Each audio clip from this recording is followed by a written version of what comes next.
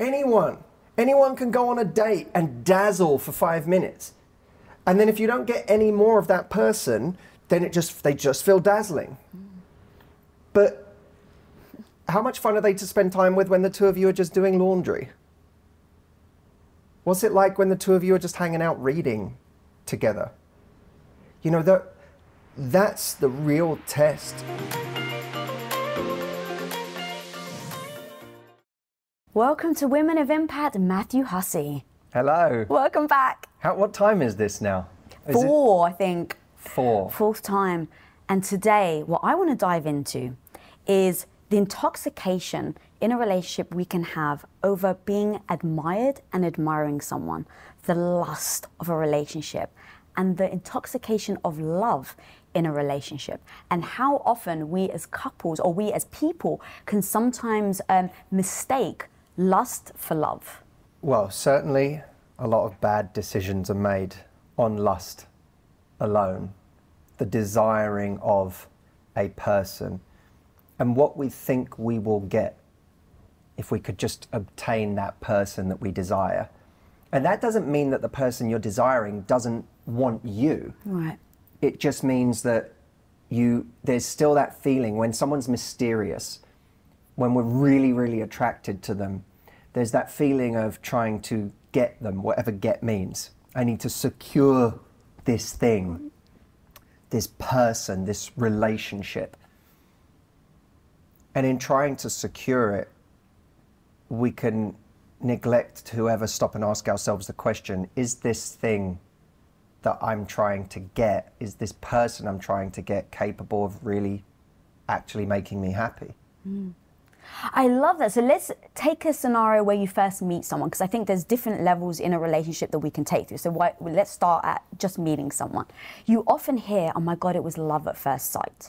So A, do you actually believe in love at first sight? Or do you think it's actually lust at first sight and we're mistaking it? And then I want to talk about how that can actually lead to potential misinterpretation of where the relationship is going. Love at first sight is typically a story told by the victors. Go on. We've all had moments where you felt something very powerful very quickly, but when we look back at situations where someone turned out to be very selfish, where they broke our heart, where their intentions weren't good, or where it feels like they just used us and then moved on, we don't then romantically tell the story of it was love at first sight. We say, that was a really toxic situation, or I got really caught up with someone and it bit me. We don't talk about love at first sight. Love at first sight is very easy to talk about retroactively with someone that you're still with 20 years later. You can look back and go, it was love at first sight. Right. It doesn't mean there weren't feelings at first sight. It's just that you then build and build and build and build and build, and it's quite romantic in retrospect to say that what we had in the beginning was very powerful. In the beginning, you can have a powerful attraction, which we might call chemistry. You could also say there's a powerful connection, which is we immediately got the sense that we understood each other, that our outlooks on the world were either very similar or very compatible, that we felt like our belief systems merged, our values synergized. You and me together, there is something there, both physical and perhaps cerebral, and maybe even soulful. The problem with overvaluing those things, it's not that those things aren't to be valued. Of course, it's fantastic when you have physical chemistry. You don't always have it. Right. A lot of people rarely have it. Of course, it's wonderful when you have a real deep soul connection with someone. You don't get that with everyone. But none of that refers to intention or investment. Attention is not the same as intention. You could give me lots of attention, but have no real intention behind it. There might be no intention for this thing to go anywhere. How many entrepreneurs or wannabe entrepreneurs get really excited about a new business idea, but there's no intention to stick with it? There's just I'm doing this right now because it's just really exciting right now. But as soon as it gets difficult, I'm not going to keep going. Or when it actually means waking up every day and grinding and doing the same things over and over and over again, I'm no longer going to be interested. And I'll move on to the next business idea that I'm excited about. So attention is not intention. Can I just follow up a question there before we move on? So, but the thing with attention then is how in those moments do you decipher that it is attention and not love? Like this, right? Like you can say, but he loves me because he keeps phoning me and he keeps showing me and like lavishing me with all this love and flowers. But actually, it's the attraction that is attracting them. I suppose we have to define what love means to us. When I think of love, I think of something that is generous and giving. And it's not about just accessing a feeling. There's the feeling of love, of being in love, which isn't the same thing as being loving. But if you're on the receiving end, it's tough in the beginning because you can mistake the two. Exactly. And what someone does to impress you so that they, by reflection, can feel impressive, you know, it's really, sometimes people take us on a wonderful date because they want to feel good about themselves.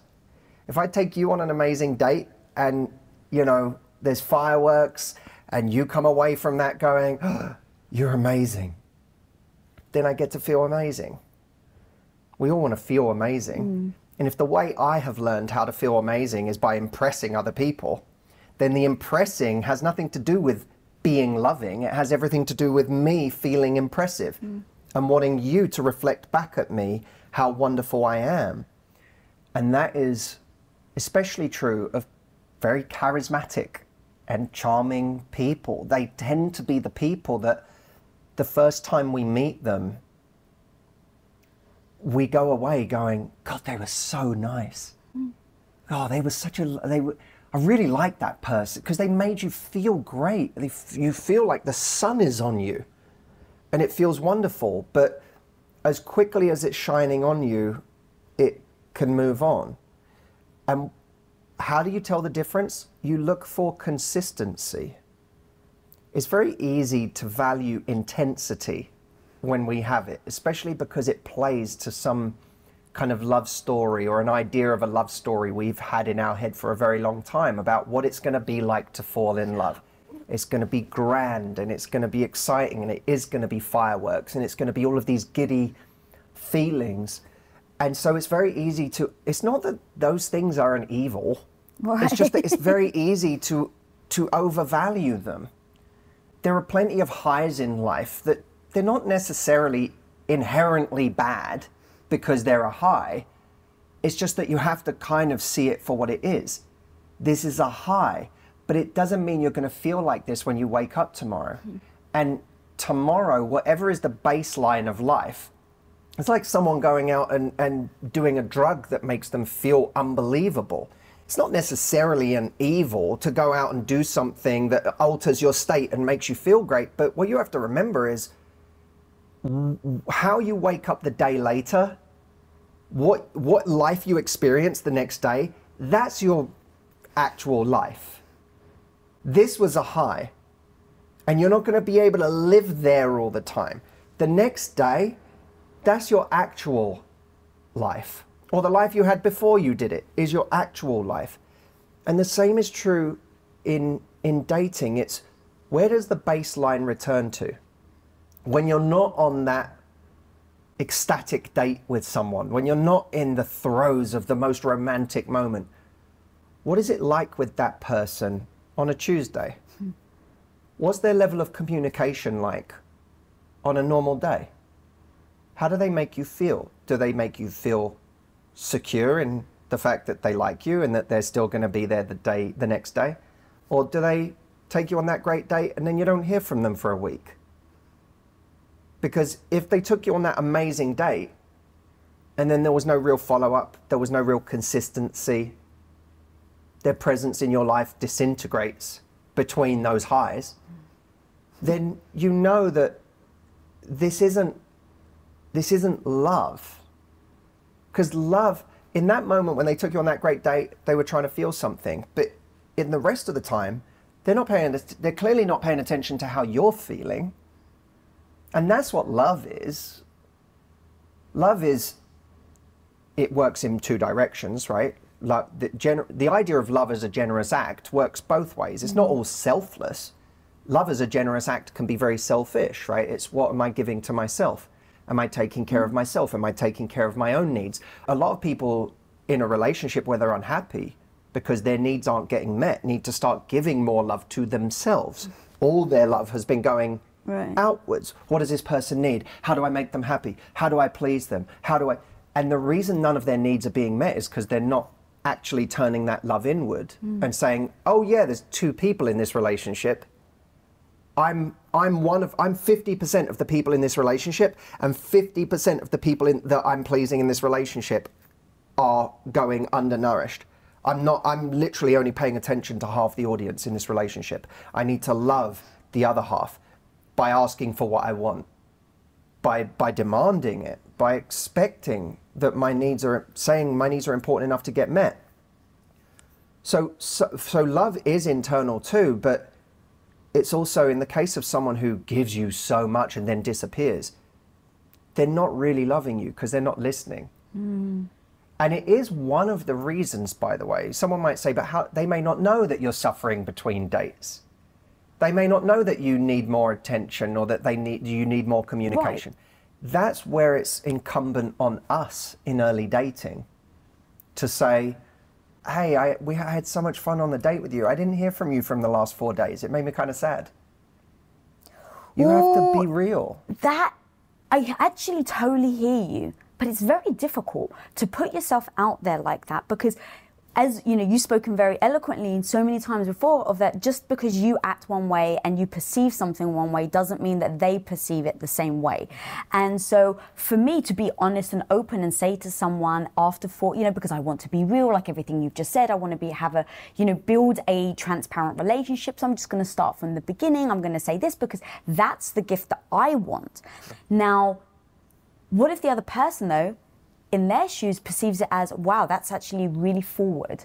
And while I actually really liked you and I was so with you on it, my perception is I'm busy, I've got all this life. And so if you're now demanding that I have to text you within 4 days and you're saying you miss me, right? So something that can be so genuine and so beautiful and so pure and you're both connected, in those acts, how would you suggest people go about it? Like, do you think, well, you need to be pure and you need to be who you are, and if someone doesn't meet you there, then maybe they're not right?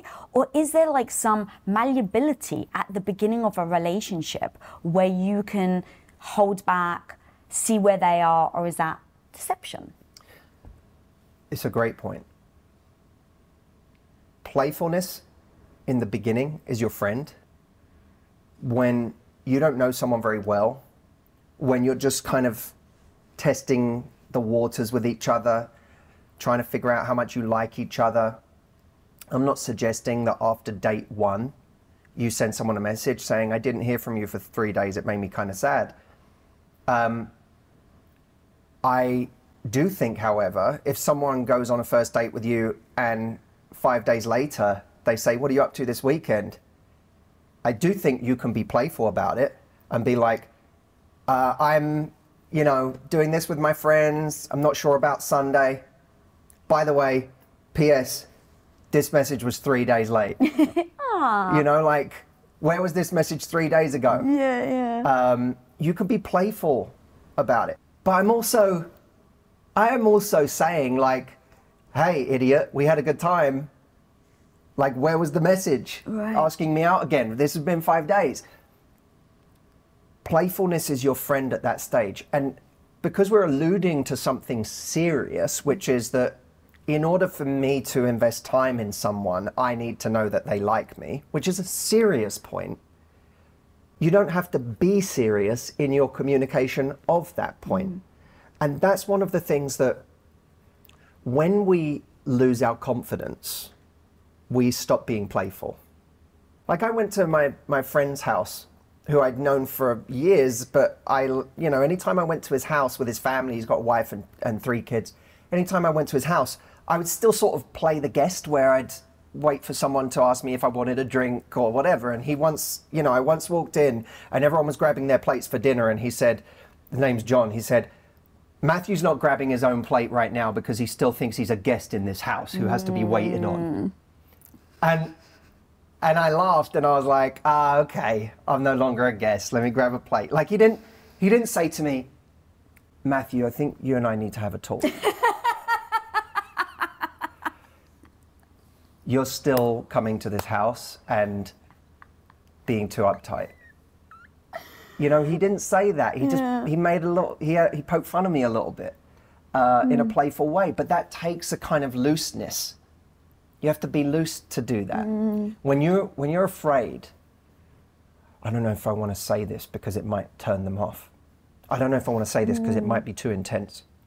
When we do that, that's actually when we get intense. We start overthinking everything. And then when we overthink, we go, I'm just not going to say anything because I don't want to ruin it, because we're having a nice time and I just don't want to screw it up. But what's happening now is you're no longer communicating the things that indicate the kind of relationship you're actually looking for. Most people who are being intentional about wanting to meet someone, they value consistency. Are you actually showing me that you like me? Are you actually making me feel safe in this situation? Or am I constantly second guessing whether you like me? Now, a lot of people feel that way. Of course, when we're not in a healthy place ourselves, we might value inconsistency. We might value someone who makes us constantly second guess ourselves because we think that that's attractive in some way, that this person must be valuable if they're messing me around. So there's a whole thing to talk about there, but people who are being intentional and people who want to find love generally feel safe when there's consistency from the other person. But of all the people that think that, only a small percentage actually communicate that in a healthy way. I almost don't want to go past the whole that some people value inconsistency. Like, that's actually really strong. Do you mind going a little deeper on that? That was so powerful. 2 things can happen. 1, we don't get honest with ourselves about what we need to be happy. So we don't chase the right things. We, instead of saying, oh, this person's actually being consistent with me, this person's actually not leaving me in doubt as to whether they like me or not, this person's actually making a plan to see me, instead of following that, knowing that actually ultimately this is where peace lies, is in a person who's doing these things, we chase the person who is always making us second guess ourselves. One of the reasons that we do that is because, well, there's a couple of things. So 1, there's the economics of value. What is scarce, what is difficult to obtain, what I have to fight for must be more valuable. And that's a really dangerous thing to apply to your love life. Because someone can be hard to get, unavailable, constantly dipping on and off your radar, not because they're so valuable, but because they're so unavailable, or because they have issues of their own, or because they're selfish, or because they're only out for themselves, or that doesn't equate to value. And by the way, here's what's really fascinating about that. That same person might be available a year from now and start doing the right things.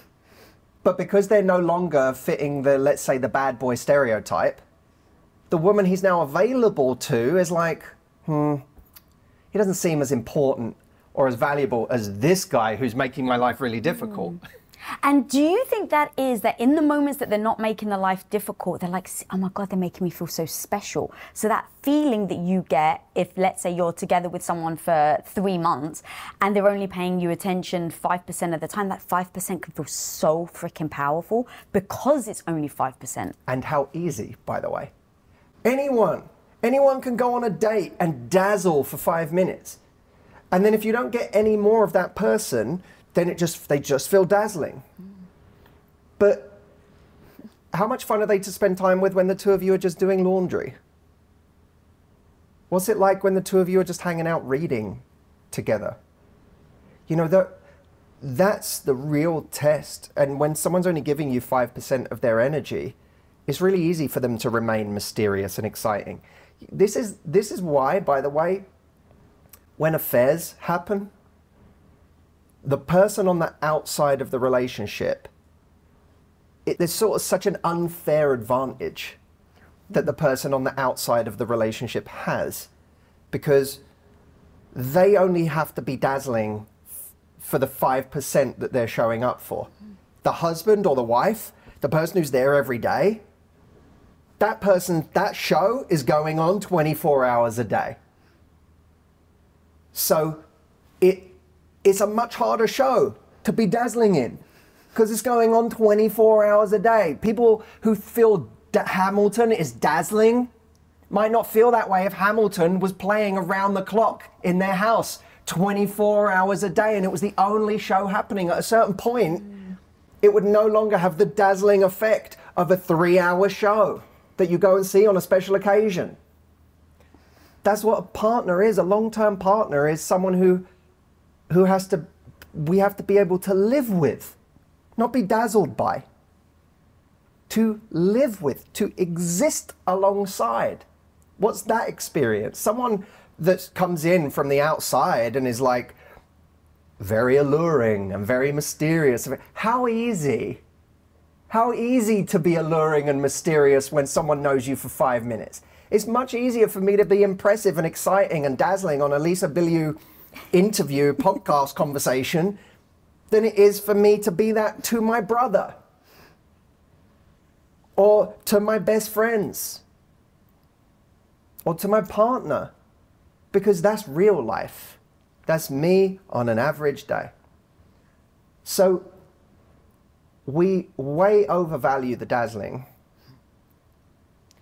And when someone is giving us pieces of themselves, our mind can go, what I'm getting is really, really exciting. And I equate that to what the whole relationship is going to be like. This is not true. And because they're unavailable, their value must be higher, because that's just the economics of our mind works like that. If it's rare, it must be more valuable. Now that can happen objectively, even though we should remind ourselves that over the course of someone's life, they're going to be very unavailable to some people, and then they're going to be really available to someone. And the person they're really available to will have a different experience of them than the people that they're unavailable to. They're not the bad boy to the person they open up to. Right. No one is the bad boy to the person they choose. You can't be. You can't remain the bad boy whilst going, I want to marry you. I'm done. You're my person. They're no longer the bad boy. So the funny thing is, if you're chasing bad boys, you're always chasing someone in a phase. You're chasing someone who's in that period of their life, but they won't be that to someone else down the line. But meanwhile, you'll just keep trading guy in that phase for another guy in that phase, for another guy in that phase, all the while thinking that's their value must be really high because they're really unavailable, when you're just getting attracted to someone who's in a phase that happens actually to be really bad for you. Now, the other part of that is we overvalue those things when we undervalue ourselves. If you want me, something's going on with you that I don't trust, because I'm not great. You don't want me? You're treating me like I'm disposable? You're onto something. That's so powerful. So making sure that you do the internal work yourself is very important. But there is the intoxication when you're in a relationship and you have this really strong desire and attraction, that you hold on to the good moments and you give reasons why the bad moments exist right now. So it's like, well, they're going through a hard time. There was this one time that they really, like, I was in a relationship before Tom for almost 4 years, and it was a very toxic relationship. And I remember having all of these, like, ups and downs where it's like he told me how much he loved me, and then the next day he was emotionally abusive. But every time he was emotionally abusive, I would hold on to the time that he was really nice to me. And I had convinced myself that the bad times weren't indicative of who he was, and the good times were. But he was just going through a hard time, obviously for 3 years, which I can now look back on and see is, you know, me pulling the wool over my eyes. But there is that convincing that we do to ourselves because we want to feel accepted, even though with what you're saying was like, he's rejected me, so then I must be onto something. Like there's like this duality of that emotion. You have to be able to separate how you feel about someone from how someone makes you feel. Those are very different things. I may feel about a person that they are charismatic and adorable and intelligent and wise and fun,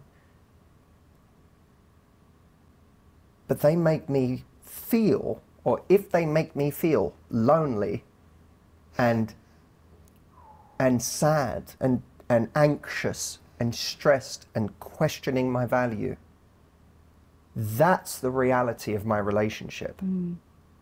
So you can think someone is a god, but if they make you feel like you're nothing, that's going to be your experience. And you mean that in a totality, because there are those, you think you call it microdosing, those moments where it's like, in this moment, they make you feel amazing. Well, you know, you have to suspect even that, because if someone makes you feel stressed and anxious and unhappy and lonely and questioning your value and whether they like you a significant amount of the time, but then there's moments where for a night, for a weekend, for a week, that person makes you feel amazing. They shine their light back on you in the most amazing way. Even then, if we're honest with ourselves, it doesn't make us forget. It actually makes us remember.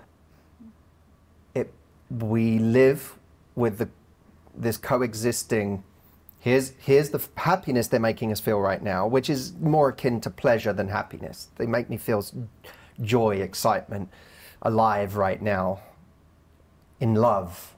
Not happiness necessarily, not peace, because my peace is robbed by the fact that there is also a big part of me that is anxiously waiting for the other shoe to drop. That I know what it's like when it's bad, and I know it's bad a significant amount of the time, and it's hard for me to truly let go and enjoy this elation, this feeling, because I'm scared of the moment where they revert to type. And by the way, people aren't all good or all bad. So the move we have to be careful of doing to ourselves is, when we're compassionate, understanding, nurturing people, we can see the bad in someone and we can see the ways that they're hurting us, and we can not even justify or make excuses for it. We can see where it comes from. We might know someone well enough to see where that comes from and to be compassionate towards that. And that's beautiful. It's also dangerous, because even if we know this person is complicated, they're not always like this. And the truth is, even people in abusive relationships, it's very easy for someone on the outside to say, here's what you should do, and you have to do this, you have to do that, and no excuses, and there is no middle ground. And that might be the healthiest approach to take for someone's emotional or physical safety. The hard part for the person who's in it is that their relationship with this person is far more complex than that. That they are seeing a complexity to this person that they're on the inside of, that allows them to say to themselves, this person isn't all bad, which is almost always true. but we can't base our lives on, and our happiness or our safety or our future on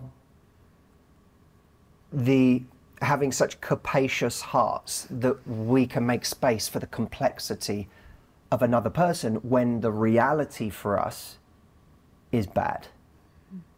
Because the reality for you of somebody is bad, it doesn't make them evil. Ooh.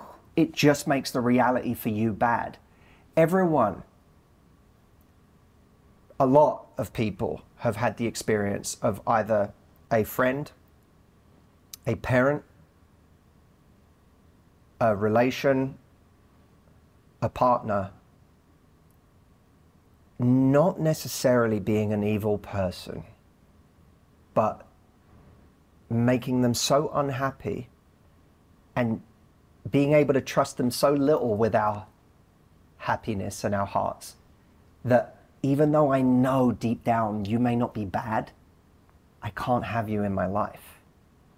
You're not good for me. You know, a lot of the hatred in relationships, a lot of the bitterness that we leave with, a lot of the hatred we hold on to, which ultimately ends up making our own lives miserable more than it does anything to anyone else, comes from the fact that I've convinced myself you're evil and you had such bad intentions and you did this and you did that. And so much of the time, the way to let go of that is just the understanding that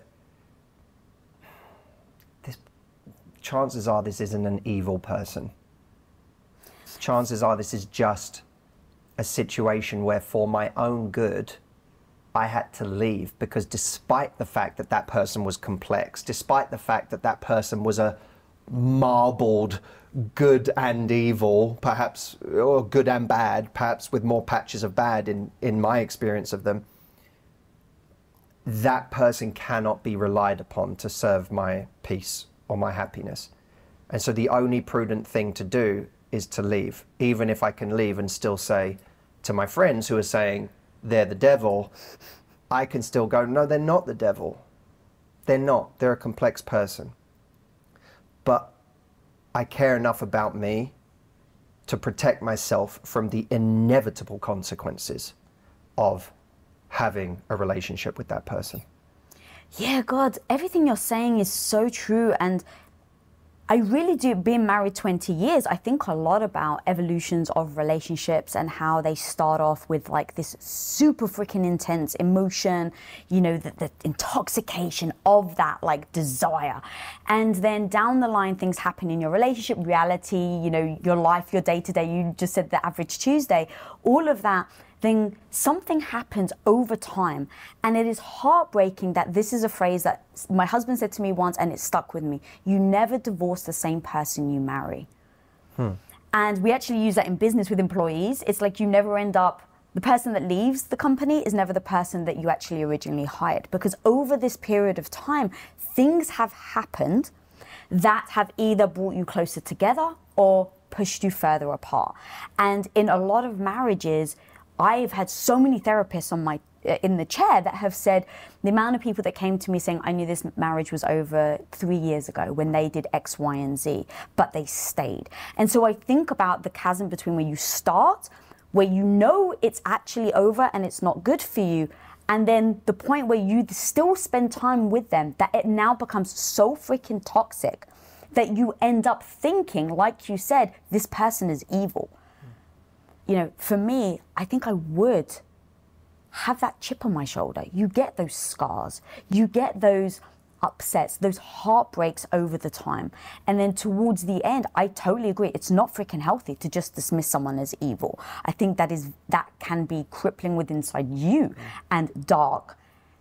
But it is very easy to do that because you've got those scars, because you've got those burns. So how do you actually advise someone in that relationship to not carry that with them? While I agree with the logic, I think there's an interesting inverse to what Tom says about you never divorce the person you marry. In one sense, that's true because people change over time. And the key to a great marriage, I think one of them at least, is that you find a way to grow in a synergistic way, as opposed to growing apart. And by the way, that's one of the keys to, if there's someone that has broken your heart from 2 years ago that you're still in your mind, you can't let go of, Tom's logic there is actually one of the recipes for overcoming heartbreak. Is that the person you were with 2 years ago no longer exists in the same form. You are pining after a ghost right now, because in these last 2 years they have grown and so have you, which is why so many people who get a shot at someone that they were with years ago find the deflating reality that, wow, it's something's different. Almost like there's a different, the smell that attracted you to each other has changed somehow. And you can't quite grab on to that thing that you felt before. It feels odd. It's like they're there, they look the same, and it's the person, but somehow it's not registering as the thing from before. And that's because people shift and they change. So you can console yourself with the notion that the thing that you think should be yours may not even exist anymore anyway. They have changed. You have changed. But it's also true in a marriage or in any relationship that ends, that sometimes the things that end it are the things you ignored early on. And that's true a lot of the time. A lot of the time relationships end the way they began, just with you paying more attention. What up guys, I'm Bilyeu, and to celebrate radical confidence, we're having a party. Yeah buddy. Okay, well, not really a party. It's a live event, a confidence convention, a hangout, a let's get radically confident together shindig, if you will. Look at everyone who's gonna be there. You know them and you love them, just like I do. Saturday, May 14th, you'll Zoom on and come and virtually hang out at my crib with me and my homies, where we will all be talking and learning. We're having a giggle and a boatload of freaking fun.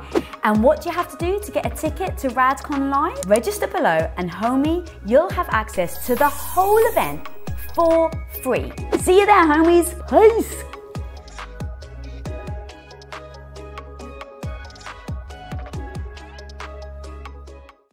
Because here's the thing, in this situation, I really think that, and why I say that like they're not necessarily the same person, is I think that when people have had that bad relationship where they've had this intoxication, this beauty, this heart flutter, oh my God, you know, we're connected, we're honest, we have the communication, and then over time that changes. And then all of a sudden this vulnerability that you were showing them, now they're using it as a weapon, and they never used to.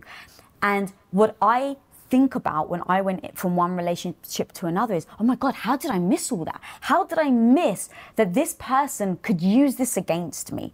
And so now you bring it into the new relationship. But really what it is, it's not that you missed it, and I love what you said, is maybe you've turned a blind eye to this type of personality, or what has happened in your relationship to the point where you feel like you've blinked and they've changed. And that's where I go to the compatibility of people, right? The compatibility of when you first meet someone, you think that you're very compatible, you're talking about your vulnerabilities, they receive them in the way that you really want.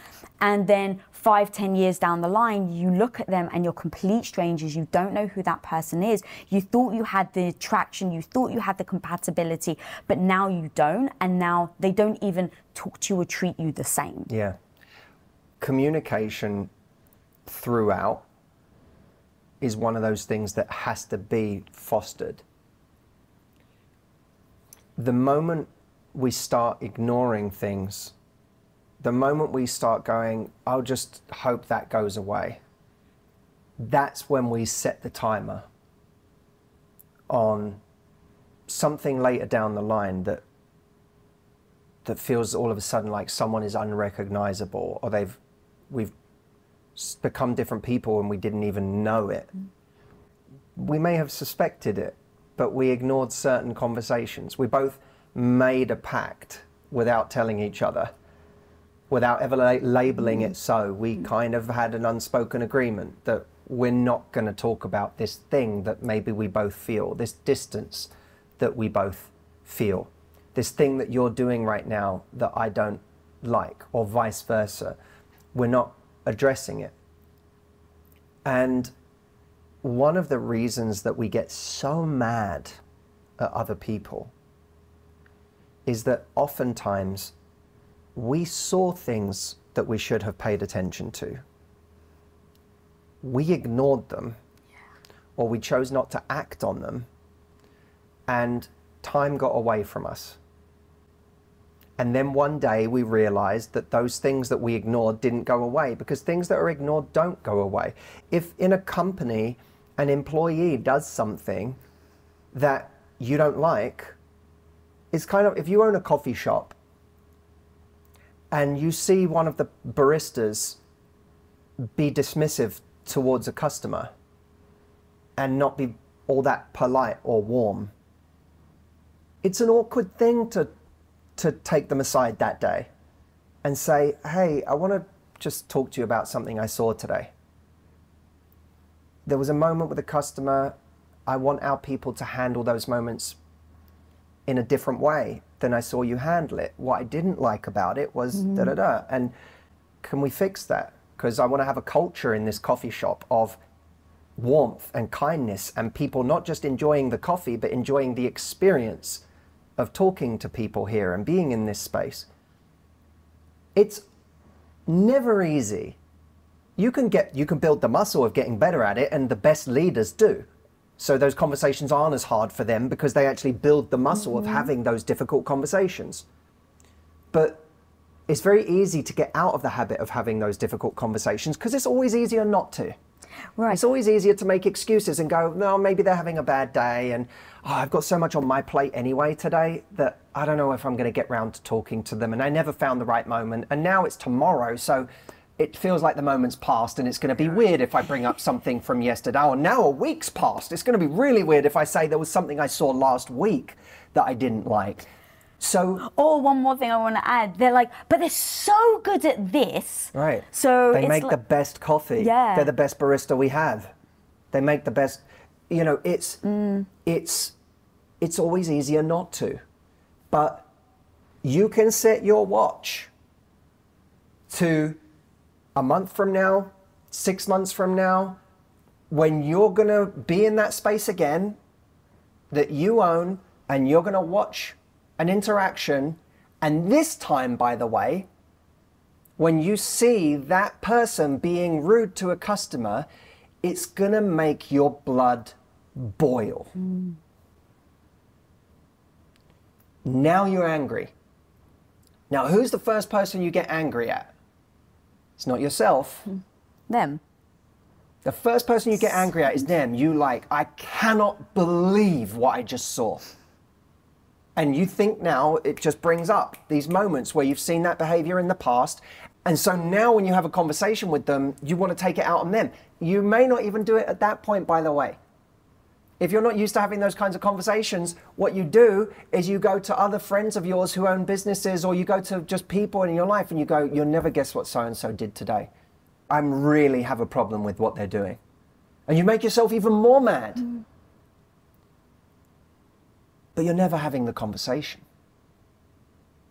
And what you're hoping is that this thing that you saw will get better and that you won't have to have the conversation again. But staff don't work like that. Relationships don't work like that. Culture doesn't work like that. In any business, there's a culture. Yeah. You know that if the people are rude in that coffee shop, there's something that's gone wrong with the culture. Someone is not addressing the culture. And in a relationship, if certain things are happening, something's happened in the culture of that relationship. And it takes a level of bravery and a standard plus bravery, to go and have a conversation that has the potential to either highlight what's going wrong and the fact that there's a problem here, there's something that needs fixing, and make it better and actually begin the process to improvement, or highlight that we're even further apart than we thought, because now that I've brought this up to my employee in the coffee shop, they've gotten worse. Right. So now I realize it's not actually the case that this is a misunderstanding, or this is just someone who's not been paying attention, that we have a higher standard here, and I'm now telling you what that standard is, and you've risen to the occasion. So now I know, wow, this is an employee for life. This is someone that I'm going to grow with. This is person, as we franchise out, this person's going to become a leader in the organization because they can respond to feedback. They can grow. When I reinforce the culture, they get better. No, if instead they start doubling down on their bad moods, on their rudeness, their ego can't hear it, their ego takes over and starts rebelling. And now I know we have a bigger problem here. And people don't learn those things in romantic relationships for a long time, because they don't treat their relationship like it has a culture that needs to be visited on a consistent basis, even in positive ways, not just in negative ways, in positive ways. I really love when you did that. That meant so much to me when you said that to me. But you know, when we had that conversation the other day, it meant a lot to me, and here's why. And what I'm saying to you there in those moments, I'm not just coming to you to reinforce or to speak about the negative. I'm also saying, hey, just so you know, that thing you did was really good for the culture of our relationship. You may have done it by accident, right, but I want you to know to do it on purpose, because it helped our relationship. So we all have to treat our relationship like it has a culture, because it does. Just because there's two people, it doesn't mean it doesn't have a culture. It has a culture. Where we get so mad and vilify other people, so look, sometimes in life, I'm not discounting, sometimes we get so blindsided by someone. So someone is such a good pretender that we truly get caught off guard by something. But much of the time, we get so angry and we direct it at them, and they're evil. But what it's harder to confront is, why did I not bring this up when I saw things I didn't like? Why did I ignore certain things? And it's a really difficult place to go to. And I don't think it's the natural place for any of us to go to first. I think if you went to a therapist about a situation in a relationship where someone had wronged you, I don't think any therapist would be doing their job if they started by saying, well, you saw this really early on and you ignored it, so let's talk about you. You're not going to get anywhere with someone there, because at first what we need is someone to be sensitive to the fact that this isn't our fault. Something has happened. We have been wronged. Someone may have done something that was wrong. And in that sense, we are a victim to someone else's actions. But at a certain point in our journey, we have to also realize that we've been a victim of ourselves. And that doesn't mean we should hate ourselves. And that's the scary part, is that when we've allowed something for a long time in a relationship, we then come to terms with the fact that we should have left sooner, or could have left sooner, but I would argue we couldn't, because if you could have, you would have. But we feel like we should have left sooner, and we wasted so much time, and then comes the regret. Then comes the self-hatred. My hatred towards you turns inwards, and now I hate myself for why didn't I leave? And what we have to pay particular attention to is, I've been a victim of me. And I need compassion for that. I deserve compassion for that, because me is a complex person. Me is someone who has demons, has problems. They had demons that wronged me, but I had demons that allowed that to happen. I didn't think I was good enough. I was too scared to be alone. I was modeling something I'd seen from my past trauma that felt comfortable to me, even if it didn't make me happy. It felt like mum and dad, or it felt like my early model of a relationship. So I was modeling something that wasn't designed to make me happy. It was just within my comfort zone. You know, I have my trauma, my demons. I'm a victim to those things. But what I can do in the next relationship is I can understand that last time around I was a victim to those things, that decision making that I did last time around. And I don't have to be a victim to that this time around. I can trust myself more this time around than maybe I would have then. Because a lot of women I deal with struggle in the next relationship, not just because they may frame it as I don't trust other people based on what's happened to me. But when we trust ourselves, when we trust our own strength, when we trust our ability to pay attention and to act accordingly if someone isn't making us happy, regardless of how strong we feel for somebody, we don't fear the things they do as much. Suddenly needing to trust is actually not as important. I hope that the people close to me won't wrong me, but I don't need to spend my life obsessing over whether I trust them if I believe in my own strength, if I believe that I'll be okay if it goes wrong. And that's the part that we get really scared of, is we come to believe that we're brittle and that if it goes wrong again, we'll break. Or if I develop feelings for someone and they start doing things wrong, I don't trust myself to leave. So I just don't want to get close to anyone because I know what happens to me when I get close to someone. When I get close to someone, I start ignoring the bad things and I wind up in exactly the same situation. So I won't even let myself get close to it. That's actually at that point not about not trusting somebody else. It's about not trusting ourselves. And so the game becomes, I need to have trust in myself by building up my own strength. And it's why I've developed programs, and it's why I made a retreat that I take people on to build the strength they have internally, not so that they can trust other people more, but so that they can trust themselves more and know that they'll always be okay. They'll always be able to return to a place of inner peace and happiness and strength no matter what happens. And ironically, that then becomes the most attractive part about them, is that they're not living constantly in an anxious, stressed place of, are you going to do something? Are you going to... They can actually say, no, I know that if I'm in the ring, I might get hit. That's like a possibility in love. It's a possibility in business. I'm in the ring. I might get hit. But if I know that I'm bulletproof, then I don't need to worry about stepping into the ring. Here's something that I want to actually throw with what you're saying. It's so beautiful, but Tom absolutely can do things that will break me into smithereens that I know I will never recover from. So I've given him two things that I will never stay. He cheats on me or he hits me. I'm out the door. There's no discussion. There's no explanation. There's no time to debate. I'm packed and out the door before he even has a chance to say anything.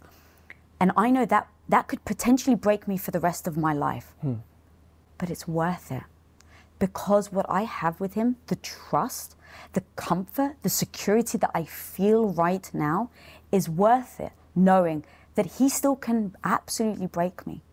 And when I think of the alternative, to be in a relationship where I can't fully give myself over, I don't know for myself, and this is purely, I'm just talking about myself, I don't feel like I can properly bond with that person and give myself over to them. And I think that in a relationship, it is a beautiful thing to do, to be able to give yourself over to someone and give them, and again, I'm talking from someone that has never had the extreme abuse or, been cheated on. But there is power for me and my relationship, for Tom to give over to me and for me to give over to him. Yes. And look, in boxing, you learn you can't throw a punch without exposing yourself to a punch. Yeah. It's not possible. You could sit and defend the whole time. Meanwhile, you'll still end up getting hit somewhere defending. But if you want to throw a punch, the moment my fist leaves the side of my head, I'm exposed. In life, you can't make an impact without being vulnerable, without making yourself vulnerable.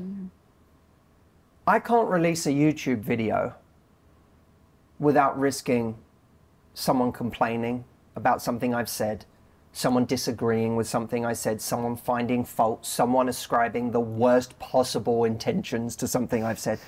I can't, if I want to throw a punch, and in this case it's release a piece of content that I'm proud of, that I think is going to help people, I can't do that without risking, without opening myself up. So at that point, we have to say, part of the recipe for getting back into a relationship after having been hurt is to simply ask yourself, what's the alternative? Yeah. If you ask yourself, is it possible that in this next relationship, someone's not going to cheat on me? Well, your brain might go, they're definitely going to cheat, because everyone you've ever been with has always cheated on you. Right. But if you say, well, what's the alternative to me putting myself in another relationship? It's, I guess, never literally let a part of me die, is what it equates to. I'm not going to flirt with anyone again. I'm not going to let anyone get close. I'm not going to express this part of me that is essential to my being. I have to amputate a part of my personality and my needs that are essential to my being. Well, that seems to me like too high of a price to pay to avoid some pain. So which is possible. So would you say what relationship do I want to be in? What are the necessary things for this? I would say, what's in the same way that I make a video. I know that there are times where I've made a video and there's a response that is a really ungenerous interpretation of something I've said, and I'm just like, screw this. There's an ego part of me that's just like, I don't need to do this. Like, why am I doing this? I don't want to, and immediately I want to shut down and I want to be like, I'm done making videos. How many times have you had people say, I'm done with relationships? Correct. Yeah. And it's the same thing. Yeah. But then you have to say, what's the alternative? Yeah. So the first step in putting yourself back out there in your love life is to just believe that it's necessary because the alternative is too high of a price to pay. Now you'll notice that doesn't require you to believe that something else is even possible.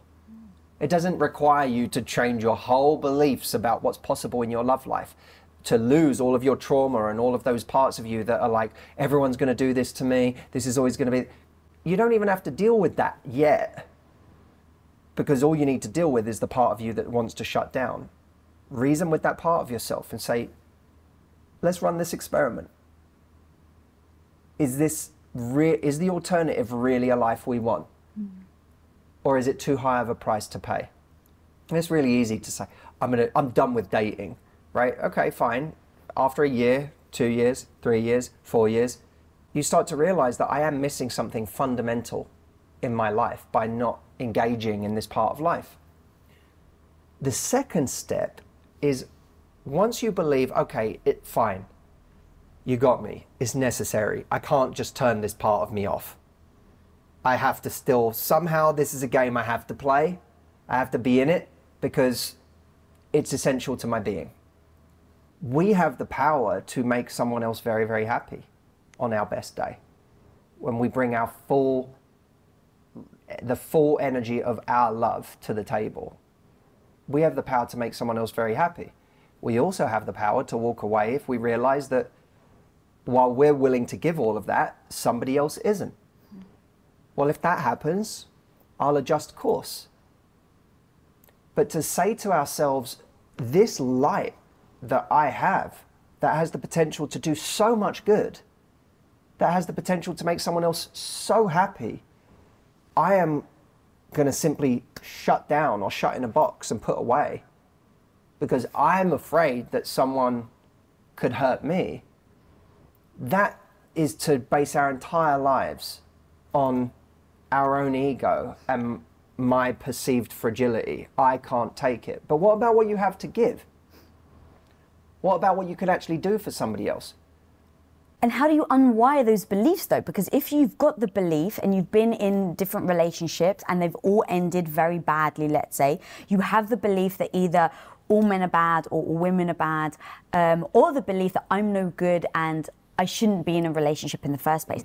Is there a way then to dismantle the belief as you build a new one? The greatest weapon that you have against existing beliefs, and it's an unsung hero, it will make its entrance quietly, it won't even disturb your existing beliefs. Your existing beliefs can feel secure in themselves, and you could just Trojan horse this little thing in that starts to mess it all up.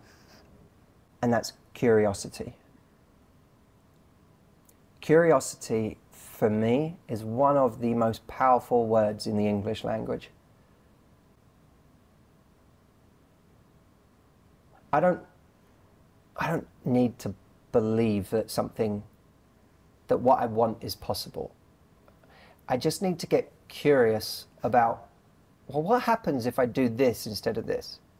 You know, one of my negative patterns, it still can rear its head if I'm not careful. I have to keep an eye on it. But one of my negative patterns is, or was, to, in an argument with my partner, it would be to get scared because it would trigger something old. Have an argument and it would trigger this old baggage of, I'd feel anxious and I'd be like, this is going to end. Because of past experiences that you've had. Yeah, past experiences or maybe childhood stuff, who knows? Like it could be a whole cocktail of things, but it's, for whatever reason, an argument might trigger in me this immediate fight or flight response. Now in a relationship, fight or flight, neither one is great. So, and by the way, there's fight, flight, freeze, faint. Right? None of those are good in a relationship. None of them serve you well when it comes to the inner workings of a romantic relationship. Yeah. But if you think about those, you know, I would either fight and I'd say something really negative or something that I would later regret. Or flight, which can come in the form of freeze, right? You don't have to physically go for flight if you can do flight just by staying in the same bed as someone but rolling over and turning your back to them and going quiet. And those would be my two responses. Now, part of that was the belief that if, you know, this means danger, and if it means danger, I need to protect myself. Well, what are the two ways I protect myself? Fight. So either go on offense as a form of defense, or flight. I'm going to distance myself so that you can no longer, this anxiety that I'm feeling can't exist if we don't have such a strong connection. So I'm going to try and sever the connection so that I can't feel this level of anxiety. Curiosity, how does that make its entrance into that equation where I'm so certain of my anxiety is so certain that this means danger, and I'm so certain about what the right thing to do is here. Okay, curiosity says I am going to try something different. Against all of my instincts, I am going to say, I feel scared right now. And I want to talk to you about what we're talking about, but right now my brain is shutting down because it's just going to a place of fear and anxiety. I don't know if I'm thinking straight right now. When you say that, what it's making me feel is this, and I don't know if that's really valid, but what I do know is sometimes when we have conversations like this, I feel myself shutting down because I feel myself getting scared. Now, who knows what will happen? With the wrong partner, I will get a different result, but it might be another bad result. But it will be different. And curiosity is great because it doesn't need to feel like, it doesn't need to win. Right. Curiosity is just, oh, that got a different result. Still not a great result, but it got a different result. That's interesting. Yeah. But, and maybe now that becomes a flag that you wish you saw in the last relationship earlier on. well, exactly, because if I get vulnerable and I get a bad response to my vulnerability, then I'm actually learning something new. Yeah. In the right relationship, if I get vulnerable like that, and then my partner says, oh my God, well, firstly, you're safe. The fact that we're talking about this, the fact that we're having this argument, in no way threatens us. We are solid. I want us to deal with this because it's important. But you and me are solid. So you don't have to worry about that. We're not brittle. This isn't going anywhere. So then I go, okay, what were you saying? What was the thing you were mad about? Okay, let's talk about that. Now what got me to it, now what happens is I get a reference point. Whoa, I didn't do fight, I didn't do flight. I did this other thing. And I got a different response.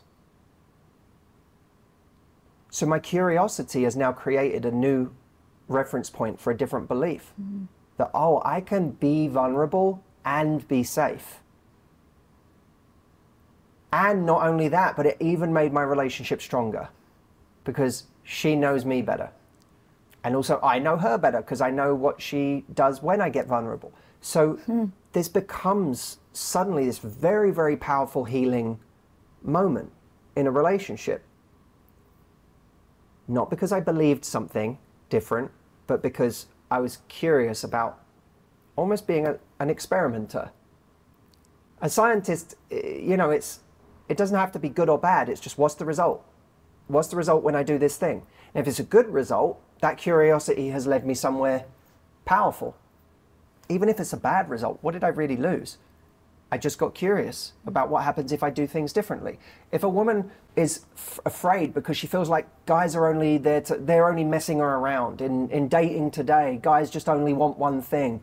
They mess me around, they don't try, they don't take me on real dates, they want sex or sexuality far too quickly. And so that's made me shut down. You know, I now shut down when I'm talking to someone new because I'm just worried that the moment I start to open up, they're going to try and take it to a sexual place, and then that's going to, well, normally what I do is shut down and assume all guys are a certain way. Or, in the past, I've run headfirst into something and really gotten myself hurt because I didn't communicate. Well, let me just get curious. I don't even need to believe that men can be good. I don't need to believe that. I just have to have some fun being curious. Well, what would happen if the next time a guy tried to get sexual a little more quickly than I would like? What if I actually pointed out to him that I really like him and I find him really attractive, and I'm a sexual person, you know, all of that sounds fun at some point, but right now I really want to get to know him better. Right now I really want to understand who he is more. Right now I kind of want to see what this could be first, if there's a deeper kind of connection, because, you know, that kind of fun on its own is just not the phase of life I'm in. I'm up for that kind of fun with everything else, but that on its own is not something I'm looking for. What would happen if I was honest with that kind of compassion and charm and openness? What would happen? Maybe I don't know, because maybe I never do it. So instead of assuming how all of life is, why don't I just experiment? Why don't I get curious? Because all of life isn't the way that you or I have experienced it. It's one of the reasons why I'm like, I get so fucked up in my job, because I'm not necessarily right.